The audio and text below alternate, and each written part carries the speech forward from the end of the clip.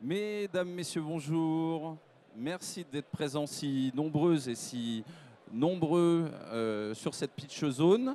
N'hésitez pas, il reste encore quelques places assises au premier rang.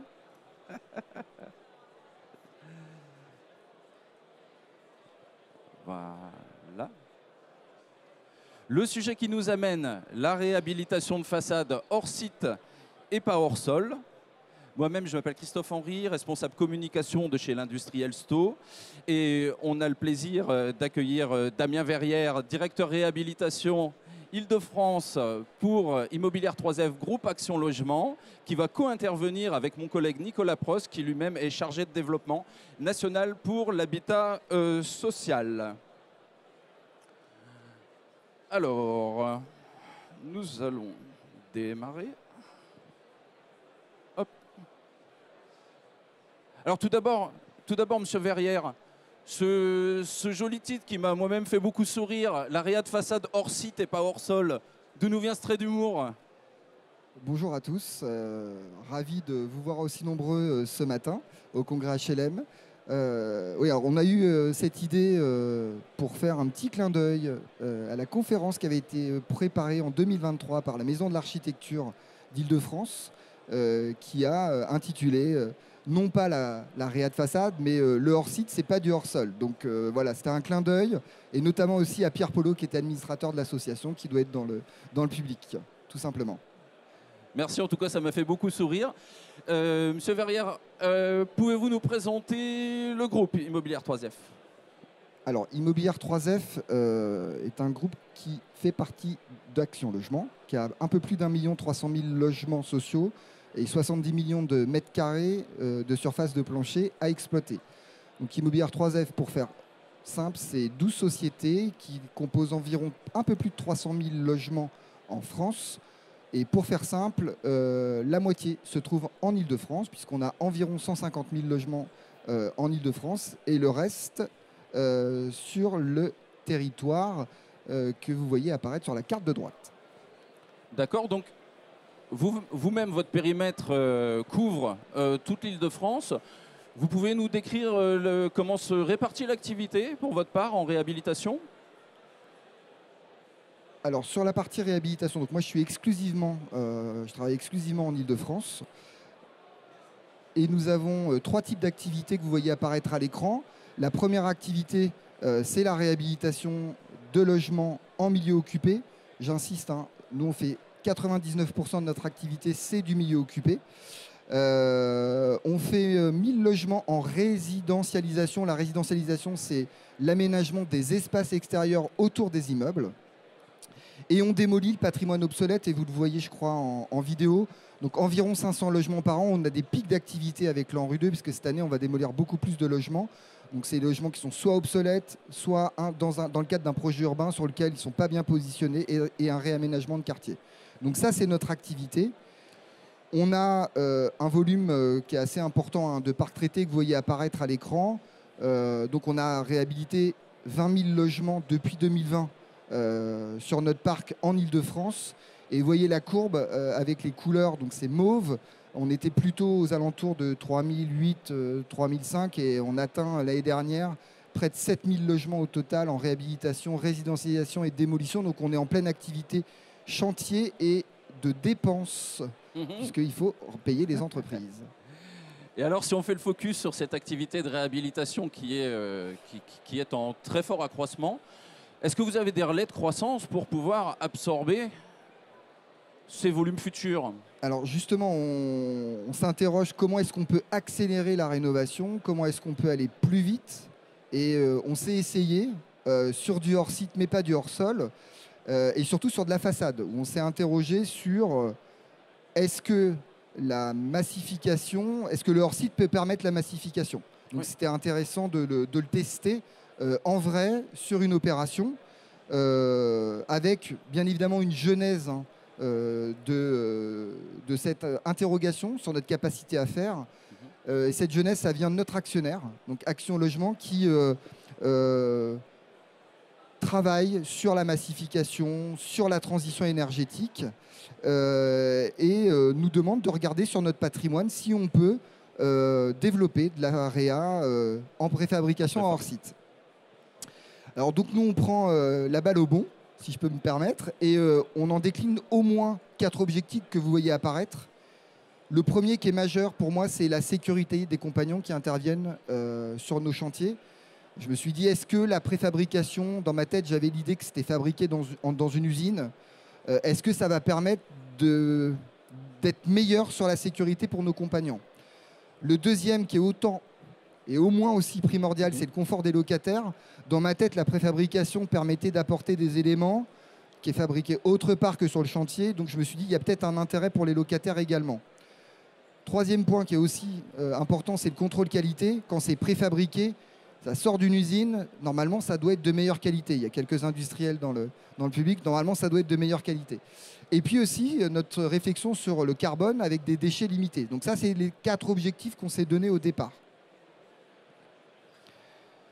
Oui, alors après, bien sûr, il y avait comment est-ce que je peux trouver un bâtiment chez 3F qui n'a pas de balcon, qui n'est pas compliqué, qui est un peu répétitif, qui n'est pas très grand, qui n'est pas très haut, qui n'est pas très large. Bon, ça, c'est quand même, ça a été un peu épique, mais on a réussi. Et alors donc sur cette typologie de bâtiment, donc lisse, trame répétitive, faible hauteur, vous l'avez trouvé au final? Vous avez un retour à nous en faire? Alors en fait, on l'a trouvé. Alors j'ai nommé, parce qu'en plus ils sont présents dans la salle et je les en remercie. On a trouvé un bâtiment, on a réalisé cette opération avec GCC Cibois et l'architecte Juric Tardio qui malheureusement ne peut pas être présent à nos côtés. Et vous allez voir que on l'a trouvé. Alors on fait environ entre 80 et 90 appels d'offres par an de travaux de réhabilitation. Donc on a un volume assez important. Et donc, on a pris ce bâtiment à Thiais, qui a été construit dans les années 64, qui est globalement, par rapport à la trame répétitive, sans balcon, pas très compliqué, pas très haut, on est à peu près dans les clous de ce que l'on recherchait. Effectivement, dans sa description, on peut voir la photo, on voit que ça correspond exactement à la typologie donnée.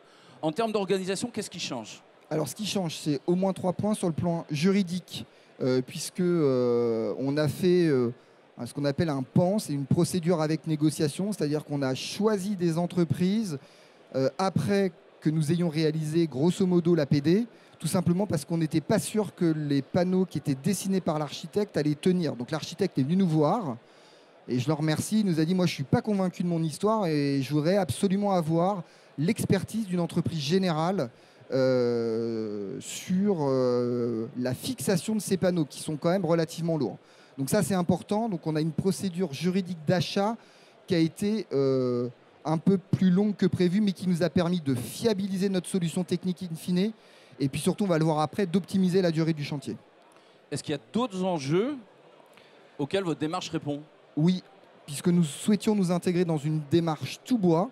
Donc ossature, isolant, menuiserie, chaîne en bois, donc, mais surtout en France. Donc ça, c'était une prérogative pour limiter l'impact carbone et on va le voir sur la décarbonation et notamment sur les émissions carbone par rapport à une opération classique qu'on a calculée par notre bureau d'études. S'il y en a un qui me pose une question, je ne sais pas répondre, je préfère le dire tout de suite. Donc les émissions sont plutôt de 250 kg carbone pour façade classique et quand on passe par la préfa, on est à moins 60. Très bien, donc des gains carbone impressionnants. Est-ce qu'on peut voir le parcours de cette façade? Alors un clin d'œil à Elodie, Thibault. Vie ma vie de panneau préfa. C'est quoi un panneau préfa dans une usine? Moi, j'ai été le voir, je suis bluffé. Voilà, donc là, c'est pas tout à fait le même type de panneau. Ça, c'est des panneaux pour des équipements sportifs, mais néanmoins, c'est un process qui est extrêmement sécure. Les ouvriers qui travaillent ont des machines pour lever les... Enfin, c'est extrêmement bien fait. Et on a été bluffé par ce qu'on a vu dans cette usine chez Cibois. Et après, forcément, on l'a vu en vrai. C'est-à-dire que c'est notre panneau qui est plus petit, mais il a été posé donc, relativement rapidement. On va en parler juste après. Et on en était plutôt assez content. On peut avoir le rendu global? De mémoire, voilà, vous l'avez. Ce que ça donne avant-après, donc ça redessine complètement l'architecture du système. Et voilà. Alors je suppose qu'une telle opération est riche d'enseignements? Alors on a effectivement un retour d'expérience à vous faire, à vous partager pour les maîtres d'ouvrage, les opérateurs qui souhaiteraient le développer. Par rapport à ce qu'on s'était dit au départ sur les locataires, et qui était un élément important, on vous le confirme. Du reste, le maire pourrait vous le confirmer également. On a moins de bruit parce qu'on n'a pas d'échafaudage. On a une durée du chantier qui a été considérablement réduite puisqu'on a eu 4 mois au lieu de 12. Ça s'est plutôt très bien passé et ça a été parfaitement mis en œuvre. Sur la partie compagnons entreprise, on a bien évidemment une montée en compétences des compagnons amenés à intervenir sur ce chantier. Et on a eu également des filières industrielles locales de qualité. J'y tiens, vraiment, l'usine qu'on a visitée dans les Deux-Sèvres, vraiment, c'était tout à fait impressionnant. Donc on a de très bonnes conditions de travail. On a un processus de fabrication qui a été contrôlé. Et à la fin, le panneau que j'ai vu à la sortie, parce qu'il était prêt, hein, je l'ai vu de mes yeux vus, je dis, mais est-ce qu'il va arriver comme ça? Je vous garantis qu'il est arrivé comme ça, propre. Et il a été posé, il n'y a pas un star, il est propre. On a un impact carbone, effectivement, chantier qui a été réduit. Donc moins de déchets, on a juste le transport. Et alors ça, par contre, ça c'est pour les maîtres d'ouvrage, ça coûte un peu plus cher. Ah, je vois que la directrice financière... Non, vous t'inquiète pas, Karine, on ne va pas le faire tout le temps. Mais nous, on est un opérateur où on lance la filière. Effectivement, ça coûte beaucoup plus cher. On est à plus 60%. C'est la même opération qu'on avait réalisée en tradi. On aurait payé donc 60% de moins. Néanmoins, voilà, on s'est testé et on paye plus aujourd'hui. Demain, j'espère que nous allons payer moins. Je regarde les industriels parce qu'il faut optimiser le process. Mais en tout cas, voilà, à côté, on a un certain nombre de qualités. Je suis à 11 minutes 47. Je passe la parole, j'imagine, à Nicolas. Tout à fait. Merci à tous. Merci Damien Verrière. Donc c'est riche en enseignements. Beaucoup d'avantages, un petit inconvénient. Et je passe la parole à Nicolas Prost qui va pouvoir nous donner l'état de l'art pour la société Sto, l'industriel de la façade.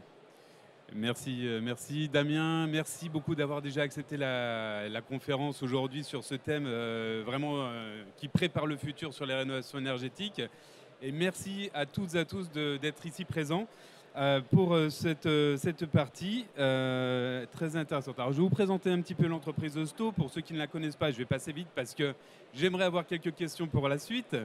C'est une entreprise qui est leader mondial de l'isolation thermique par l'extérieur, qui fait un peu plus d'1,8 milliard de chiffre d'affaires et qui fabrique ses systèmes en France et qui les distribue en direct chez les poseurs, comme on le voit sur la carte. Donc on est acteur majeur de la façade avec des fabrications de systèmes d'éthiques, de bardage et d'embellissement de façade. Et on propose des services pour accompagner tous les acteurs du bâtiment que sont les maîtres d'ouvrage. Excusez-moi, j'ai un problème avec la badgeuse. Hop. Voilà. On a plusieurs services pour accompagner les maîtres d'ouvrage, les maîtres d'œuvre, les architectes et les entreprises de pose. Pour parfaire justement chaque projet. Alors le sujet qui nous amène ici, c'est la préfabrication de façade. Oui, donc très juste Nicolas, le hors-site chez Sto, qu'est-ce que c'est? Le hors-site, alors c'est une histoire assez ancienne parce qu'on tient notre nom Sto d'une famille allemande, messieurs et madame Stottmeister, et on a du coup développé plusieurs procédés en Allemagne pour accompagner justement tous les acteurs de la préfabrication. Il se trouve qu'il y a 2 ans, on a développé un service de développement industrie au sein de Sto France, géré par monsieur Jérôme Demure. Et donc, on est tout à fait en mesure de pouvoir répondre à des associations de systèmes complémentaires d'isolation thermique extérieure pour aller justement sur des structures bois, donc construction ossature bois ou façade ossature bois, que l'on voit ici à l'écran. Alors, on peut répondre sur de la construction, on peut répondre sur de la rénovation, sur 2 procédés, donc construction ossature bois avec des murs porteurs des nez de plancher bois, et en façade bois, où là, on va être plutôt sur des structures nez béton, donc nez de dalle béton, et là, façade bois. Donc, qu'on va appeler façade ossature bois. Et alors, par conséquent, qu'est-ce qui fonctionne en neuf? Qu'est-ce qui se prête plus à la réhabilitation? Alors, à la réhabilitation, ce qui se prête plus, ça va être la façade ossature bois, puisqu'on a des fois des anciens bâtiments qui vont avoir des structures poteau-poutre de béton avec des façades préfac qu'on a besoin de rénover, donc une dépose totale des façades et on va repartir sur des structures neuves.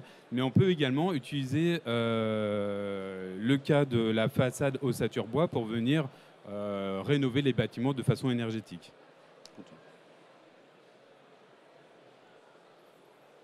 Et c'est pour ça qu'on a développé des avis techniques et des ATEX qui peuvent aller jusqu'à 34 mètres de hauteur, des ATEX de cas, donc qui sont reproductibles sur vos opérations et dont on sera parfaitement en mesure de pouvoir répondre à vos questions techniques avec notre service technique. Ces systèmes, techniquement, ils se mixent, ils se mélangent esthétiquement, techniquement?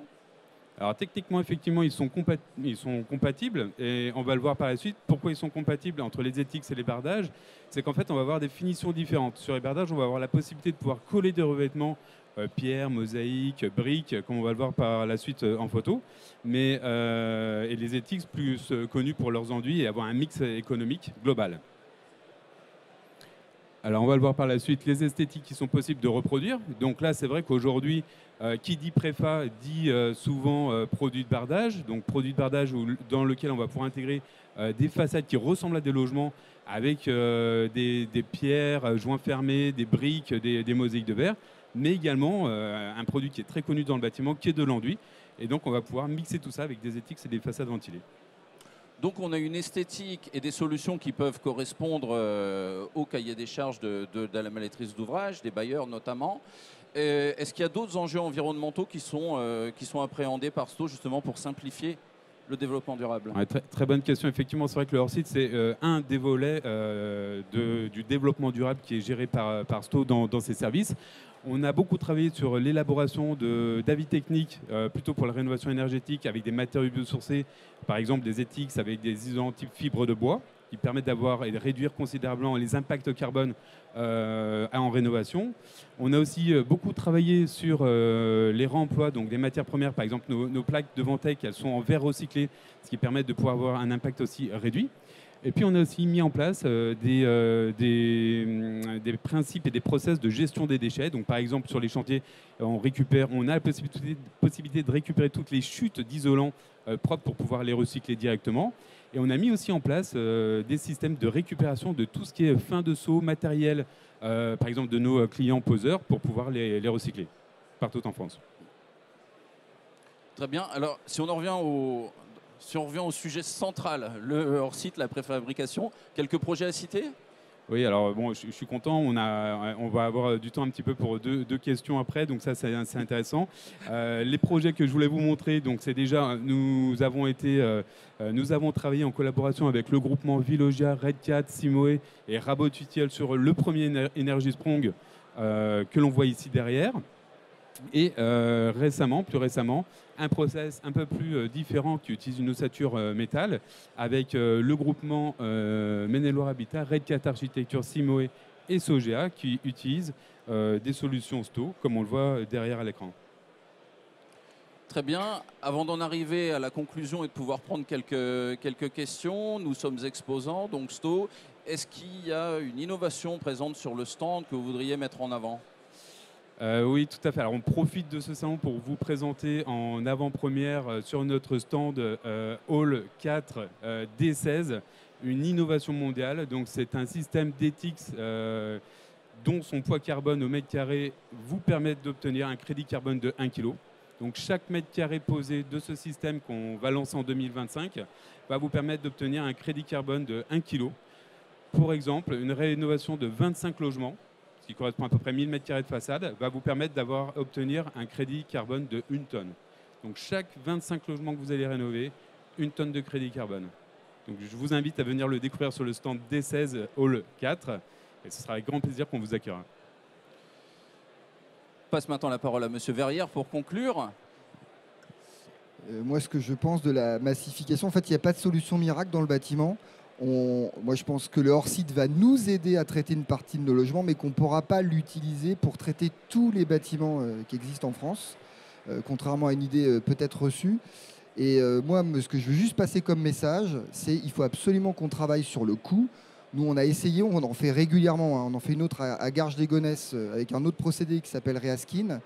Il faut absolument qu'on continue à travailler avec les industriels pour que les solutions proposées nous permettent d'obtenir des coûts qui soient, en tout cas pour nous maîtres d'ouvrage, plus raisonnables. Message entendu. Et phrase de conclusion pour l'industriel. Oui, alors c'est vrai qu'on a besoin vraiment de tout le monde. C'est un chantier titanesque qui s'ouvre à nous. 2050, c'est demain.